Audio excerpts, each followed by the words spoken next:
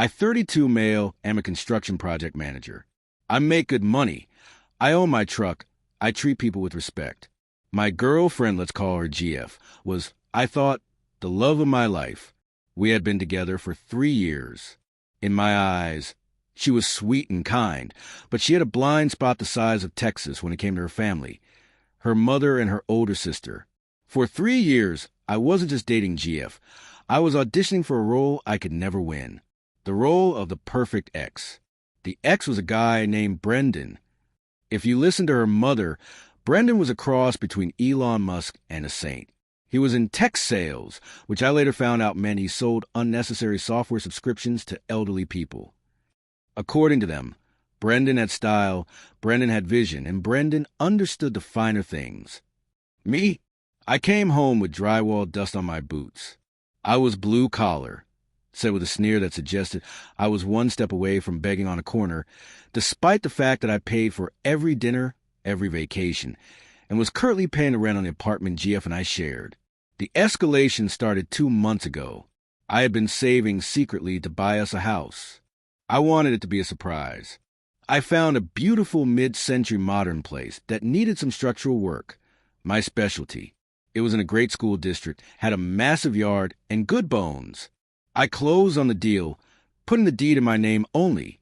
Thank God for my attorney, a shark named Davidson, who told me, no ring, no deed. I decided to reveal the surprise at a barbecue I hosted for GF's birthday. I spent 3 days prepping the brisket. I set up the backyard of our rental to look perfect. Her mother and sister walked in, took one look at the spread, and the mother sighed. Brendan used to take us to Le Jardin for birthdays. Remember that, sweetie? White tablecloths. None of this smoke. GF just nervously laughed. Mom, the food smells great. It smells like labor, the sister muttered, grabbing a beer without asking. I let it slide. I always let it slide. I gathered everyone around for the announcement. I pulled out the keys and the photos of the house. Happy birthday, babe. I bought us a home. It's ours. We move in next month. GF squealed. She genuinely looked happy. She jumped into my arms. For a second, it was perfect. Then the mother snatched the photo from her hand. She squinted at it. This is a fixer-upper. Brendan was looking at penthouses downtown before you two split. This looks dirty. It needs work, but I'm doing it myself. I said, try to keep my voice even. It'll be worth double what I paid in 6 months. Brendan wouldn't make her live in a construction zone, the sister chimed in. He respected her comfort. Then came the kicker, the line that changed everything. The mother looked me dead in the eye, holding a photo of a house I just dropped $500,000 on, and said, you know, Brendan called last week. He asked about her. He's doing so well. He misses her. We all miss him. He was just so much better for our daughter's image. Maybe you should think about whether you can really provide the life she deserves, or if you're just holding her back from her destiny. I looked at GF. I waited.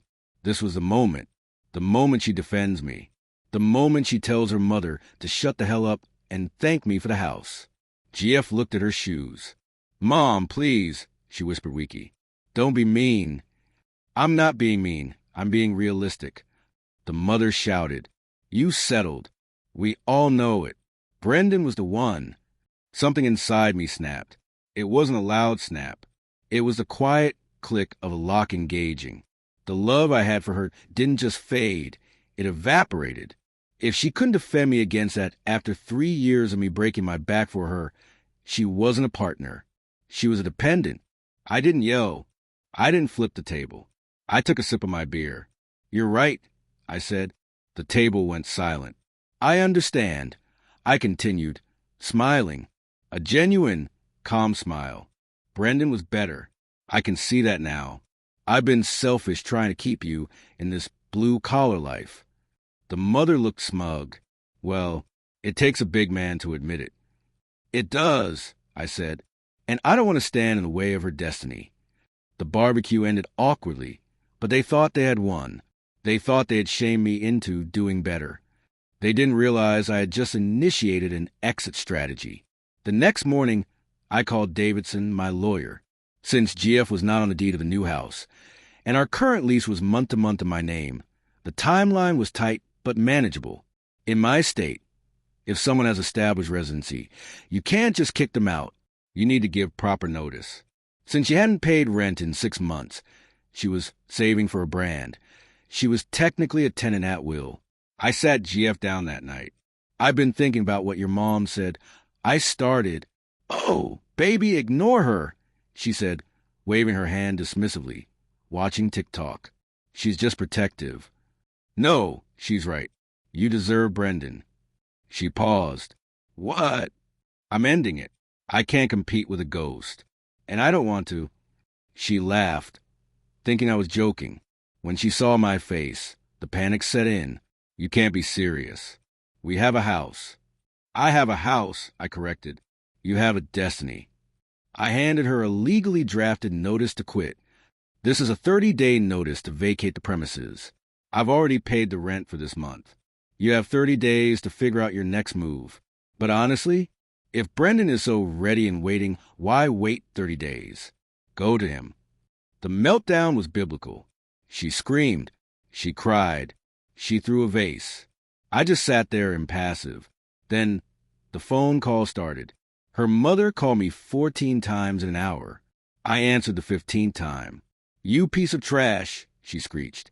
You can't throw my daughter on the street. She's not on the street. She has 30 days. Or she has Brendan. You said he called. You said he misses her. Send her to the penthouse. You are a petty small man.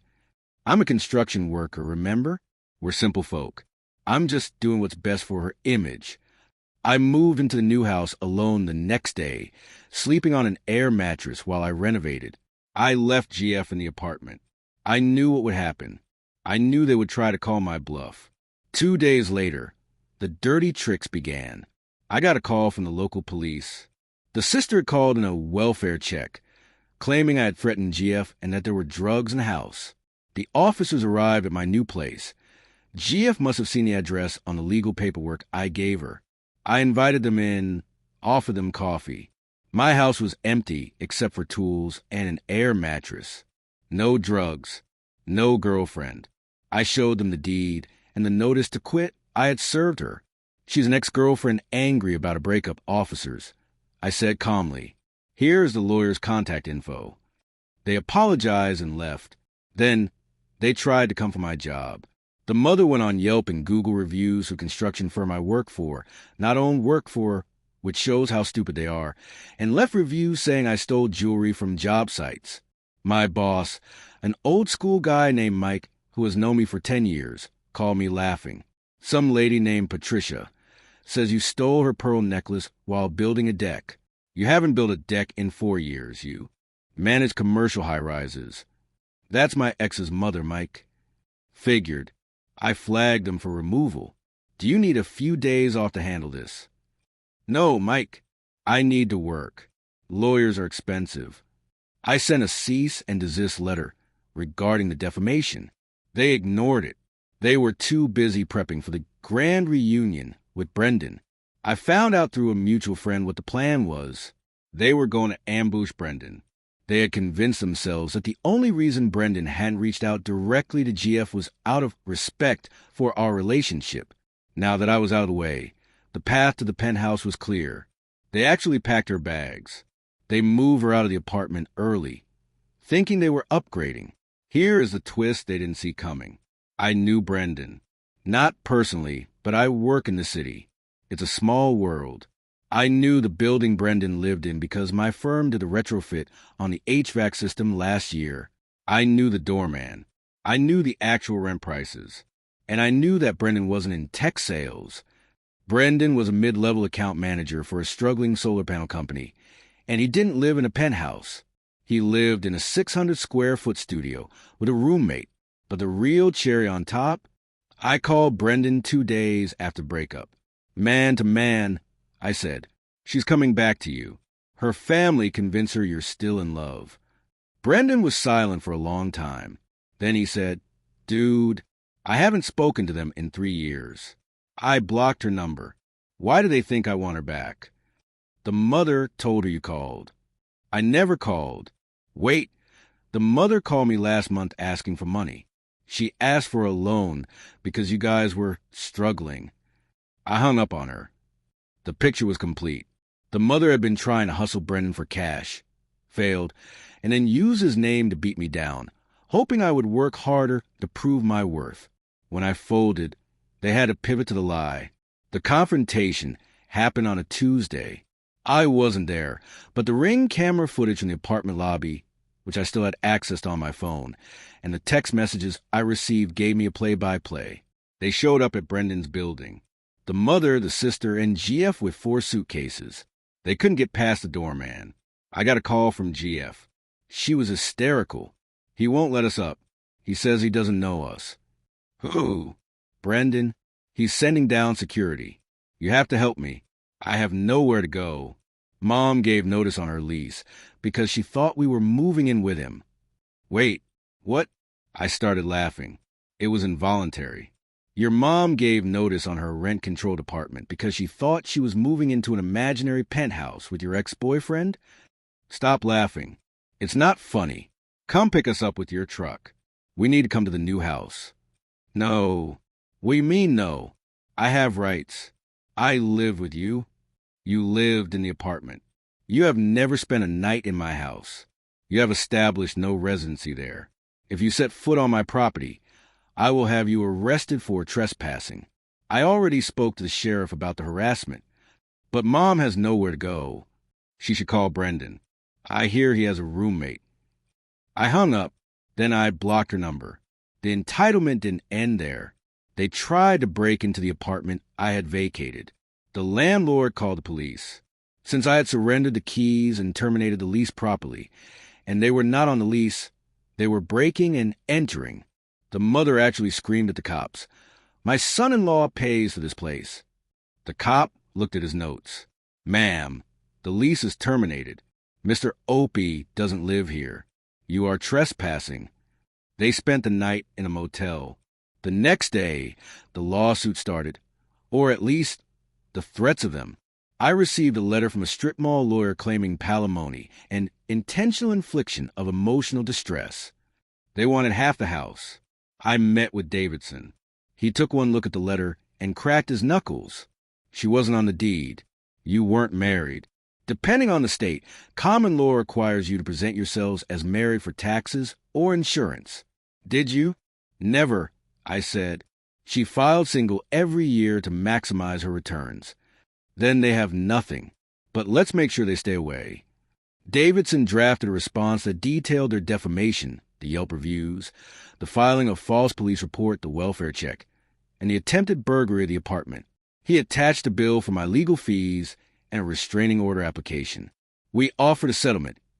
I wouldn't pursue criminal charges for the false police report or civil damages for the defamation if they signed a document acknowledging they had no claim to the property and would never contact me again. They signed. They had to. They were broke. The fallout was spectacular. Without my income, GF couldn't support herself. She had to take a job as a hostess at a chain restaurant. Ironically, one she used to make fun of me for eating at. The mother ended up moving in with a sister, who lived in a 1-bedroom basement unit with her own deadbeat boyfriend. From what mutual friends tell me, it is a war zone. They scream at each other all day. The mother blames GF for losing the good one, meaning me, suddenly, and GF blames the mother for lying about Brendan. Brendan? He got married 6 months later. To a doctor. I sent a bottle of champagne to the wedding registry anonymously. As for me, I finished the house. It took 6 months of late nights and weekends, sanding floors and hanging cabinets. I did the backsplash myself, white subway tile, clean and sharp. I'm sitting on my back deck right now. The sun is setting. The grill is heating up, brisket again. But this time, there's no one here to tell me it smells like labor. It smells like victory. I learned a valuable lesson. When someone tells you you aren't good enough, believe them. Not because it's true, but because it means they are incapable of seeing your value. And when they ask for the perfect ex, give them exactly what they asked for. Sometimes, the best revenge isn't burning the bridge.